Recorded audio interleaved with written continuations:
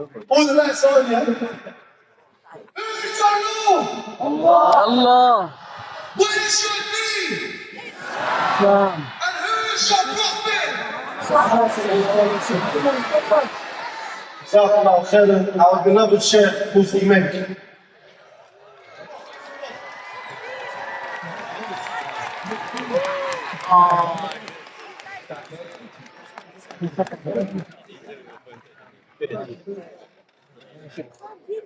تكبير. الله أكبر. تكبير. الله أكبر.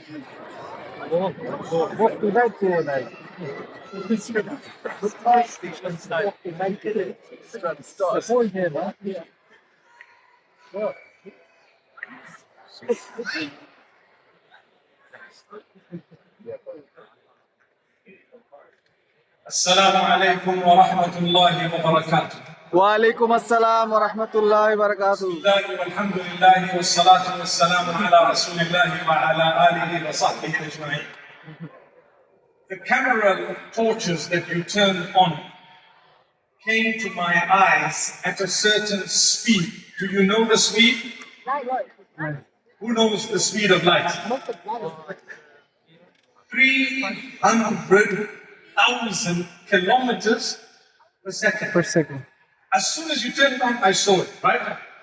180, I think it's 6,000 miles per second.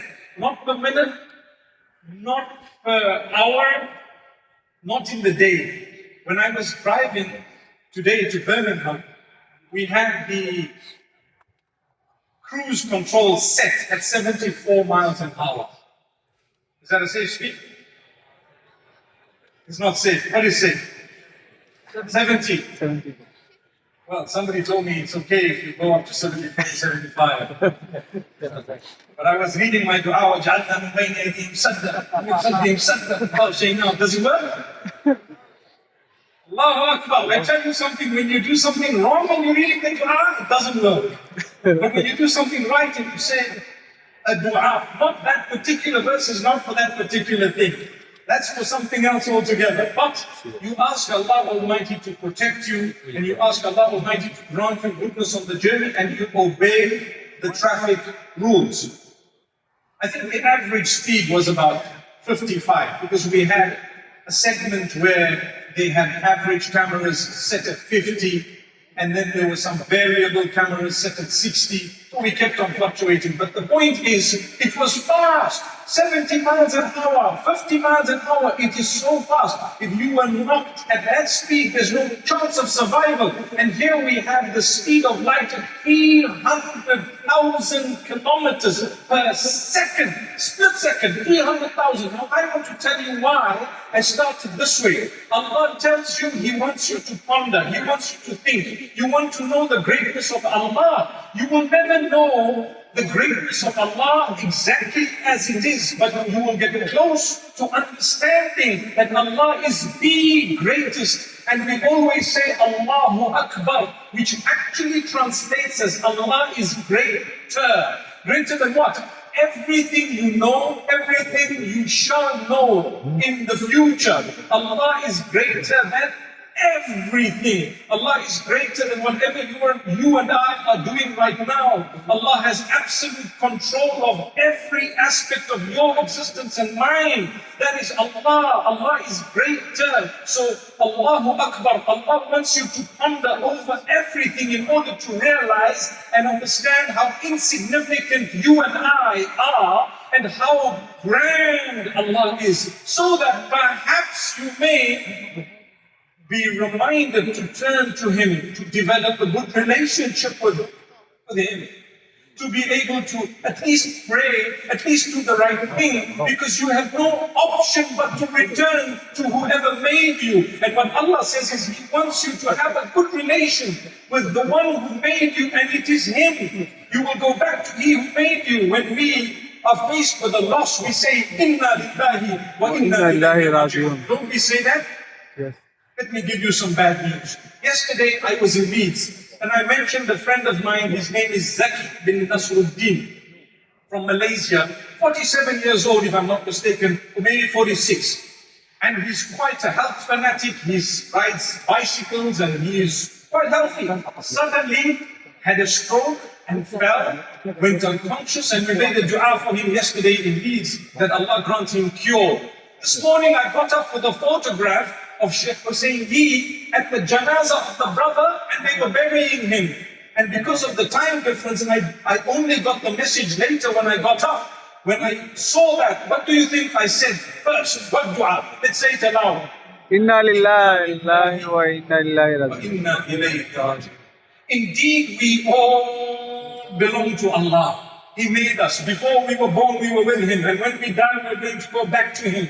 We all belong to Allah. And we shall all return to Allah. So Allah wants you to ponder. You want to know the greatness of Allah? Look at everything you can look at. And tell yourself, Allah made it. Imagine how the maker must be, subhanAllah. Minimum you realize is there is nothing of value on earth that can come between you and Allah, because Allah is the highest and the greatest, and He made those things of value. Sometimes a brother says, am I allowed to stay in my business when there is a very, very big deal while Salatul Jum'ah or the Friday prayer is going on? What's the answer? Say it loudly. No. No. Someone say yes here. Careful. Well, you know. I tell you, no, you're not allowed. You need to close down, or you need to put someone else whom the Jumu'ah is not compulsory upon there, and you need to go. يا أيها الذين آمنوا إذا نودي للصلاة من يوم الجمعة فاسعوا إلى ذكر الله وذروا البيع. Oh, you who believe, are you one of them? Are you one of them? If you are, then you need to listen. Yes, that's me. Let me hear what's being said. Oh, you who believe.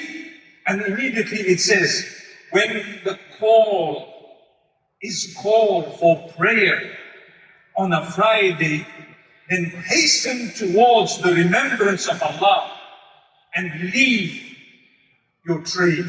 Leave it. Drop it and run to Allah. Why?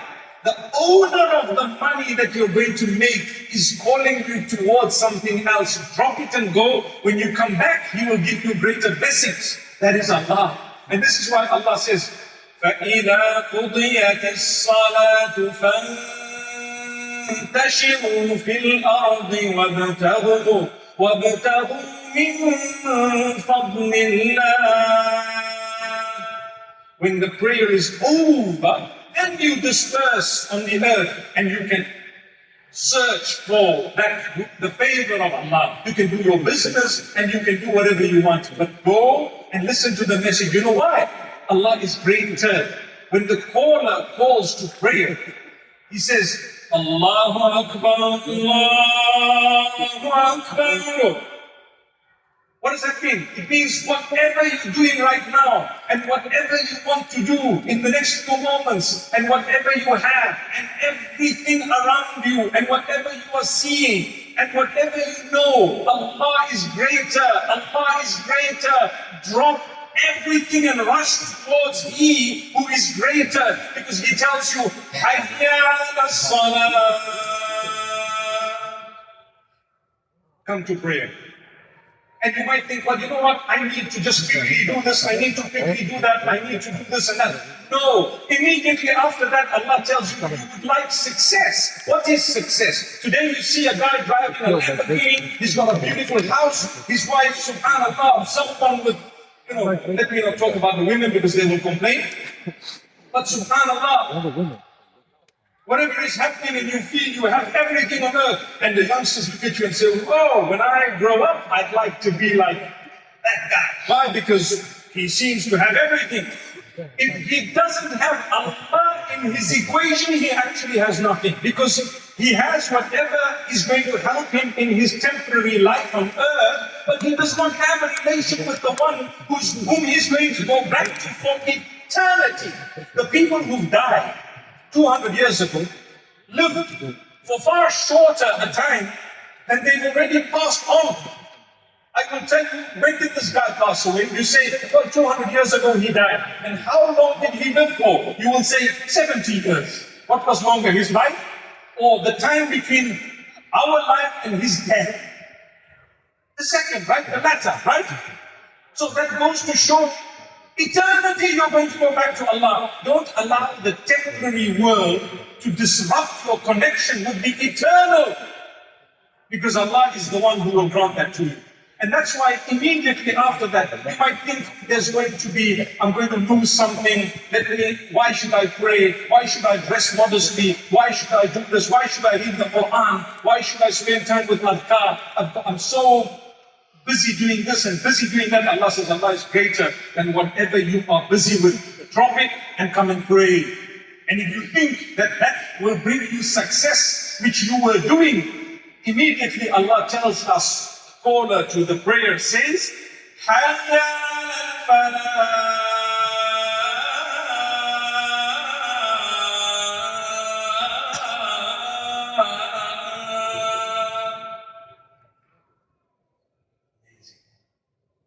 Doesn't it sound so beautiful? You know what it means?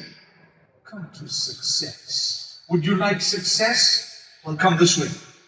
Drop what you're doing. That is real success. What you have in your hand is temporary. I know so many people who had money, it was stolen. I know people who said, I know a guy in particular, and he knows who he is, right? It's not in Birmingham, so I'm safe. I think we're live. Should I keep quiet or should I say the story? Stop. It's not backbiting because I'm not mentioning his name. Birmingham, I hope you guys don't backbite normally in your lives. MashaAllah. One brother said, but I'm saying it in front of him. So I said, what is that called, front biting? Nonetheless, the brother told me that I have approximately $5 million worth of cryptocurrency. Right? $5 million. I told him, my brother, can you see those birds in the sky? He says, yes, birds flying. MashaAllah. So you see those birds in the sky? All of them are mine. That's what you were telling me. He said, what do you mean? I said, bring the cash, let's see it. Don't tell me I got this and I got that. Crypto is exactly like the birds in the sky. All of them are yours. Bring one, let's see it. Come on, show me what happened. Guess what? Sometime later he told me, Sheikh, I lost a big amount. I said, what? He said, I'm embarrassed to tell you. And I told him, my beloved brother, that's why we say that when Allah tells you what you have in your hand, it's not even guaranteed. You can lose it anytime. Things can change. Look at our brothers and sisters in Gaza. They lost everything overnight. They were bombarded to smithereens. Genocide committed against them and nobody's doing anything about it. And we have dedicated this entire tour to them. Look at our brothers and sisters in other parts of the world. Places where they've suffered floods and earthquakes and volcanoes and whatever else. And they've lost things overnight. The flooding, whatever it might have been. May Allah never do that to us. Say Ameen. Ameen. May Allah safeguard us. My brothers and sisters, whenever you see someone go through a challenge, always ask Allah to grant them ease and to protect you from facing the same. Always ask Allah. Don't take it for granted. Allah wants you to ponder. It happened to them, let it not happen to you. But it could. So Allah says, prepare for that day by being humble. Moments ago, I met a young boy who goes by the name of the Quran student. His name is Abdullah. His little brother's name is Abdurrahman. They read Quran on Instagram and they have an effort that they're doing to enhance and improve themselves, and they're showcasing it to encourage others. And I met him earlier and I said, I have one piece of advice for you. As you grow, always become more humble. Always become more humble. Let the people see a better you in person than the one online. Because I read statistics that 90% of influencers, and I'm not sure if this is true, but I read it, are not who they claim to be online. When you meet them in person, you will really feel so annoyed and you will be thinking to yourself, is this who I actually follow? We would like to be different. Today, I made a mistake because I usually drive myself. So I drove myself to Birmingham, and for some reason I thought, The venue was the ICC. So I parked the vehicle somewhere further up. I jumped out. I was with my family. And I said, it's just nearby. I walked into the ICC. No sign. No sign of light upon light. No sign. I phoned the organizers. I said, listen, what's going on? How do I get in? And there were a few other Muslims I knew from how they were dressed and a group of youngsters. And the brothers told me, no, you're in the wrong place. It is actually at the Utilia. Is that the name? Yeah. Arena, right? Is that the name? Yeah. So the laughing came from this side. Well, now it came from the whole lot of how the Birmingham letting me down. Come on. Yesterday I had to tell them, please laugh. Today I'm telling you, don't laugh at me. And you're just laughing. Look at that. Are you laughing? No, I better keep going. Okay, so I tell you what happened. These youngsters, they said, okay, Sheikh, you go this way, you go that way, and I'm busy following them. But I was on the phone and following them. And then the youngster says, can we take a picture with you once we're inside? And I said, inshallah, yes. I wanted to. But when we were coming in, the volunteers ushered me through the side, and I saw these brothers, wallahi, I felt bad. Because I still want to take a picture with you guys. Are you guys in the crowd? Make some noise. Yes. That's everyone. Come on. Birmingham, you need help. Birmingham, you guys need help. Oh, there's the brothers, mashallah. Mashallah. Can you come up the side here if you don't mind? Just the four of you, please. No one more than that. The organizers will make it happen. Because I felt so bad and I told myself, imagine these guys will be thinking, look at this big man here. He's promising us he's going to take a picture with us. And when push came to shove, he left us, he skipped the queue, and we've got to go all the way to the back of the queue, but we were walking together, we showed him how to get here. So I think I owe it to them, inshallah. If you come up, guys, we'll take a picture with you, wallah. May Allah forgive my shortcomings and all of ours, inshallah. So, Allah Almighty has favored